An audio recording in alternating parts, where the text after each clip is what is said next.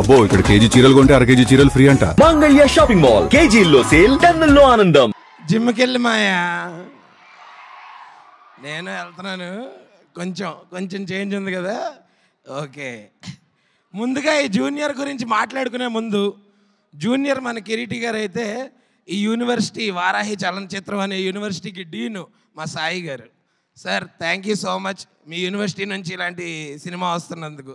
మా హెచ్ఓడి రాధాకృష్ణ గారు, అలాగే సెంధిల్ గారు, అలాగే డిఎస్పి గారు, అలా all the head of departments. ఇలాంటి ఒక డ్రీమ్ సెటప్లో మేము ఇక ముందు చేస్తామో లేదో తెలియదు కానీ బట్ ఇంతమందిని ఒకే పేజ్ మీదకి తీసుకొచ్చినందుకు ఫస్ట్గా నేను మా జూనియర్ కిరీటి గారికి థ్యాంక్స్ చెప్పాలి.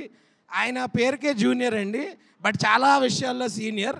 డిటర్మినేషన్, డెడికేషన్, హార్డ్ వర్క్, ఇలా ఎన్నో విషయాల్లో చాలా సీనియర్ తను. అంటే ఒక ఏదో పేరుకే తను న్యూ కమర్ కానీ but he's very very dedicated. And నేను రాసిస్తున్నా, ఆయన దగ్గర నుంచి వచ్చే ప్రతి సినిమా ఆయన అంతే డెడికేషన్తో చేస్తాడు, అదే అవుట్పుట్ వస్తుంది. ఈ సినిమాని చేసినట్టు మీరు కూడా అంతేలాగా సూపర్ హిట్ చేయాలని మాట ఇవ్వండి. ఇస్తున్నారా? ఎస్, July 18th అందరూ దయచేసి మా సినిమాని థియేటర్స్లో చూడండి.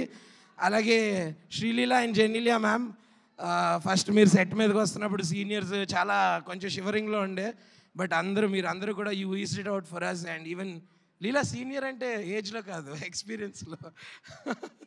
Yeah ma'am, no certainly yeah.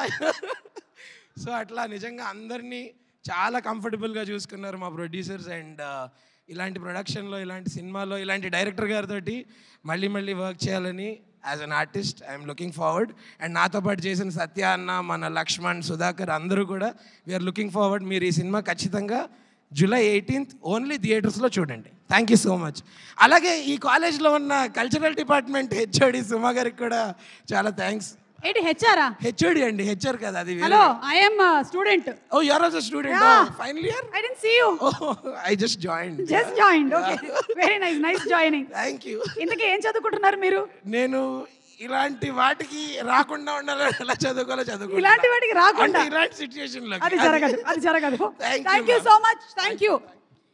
మీరు అలాగే వెళ్ళి మీ పక్కనే కూర్చున్నటువంటి వాళ్ళని వేదిక మీదకి పంపించాలి. అంటే ఎవరంటే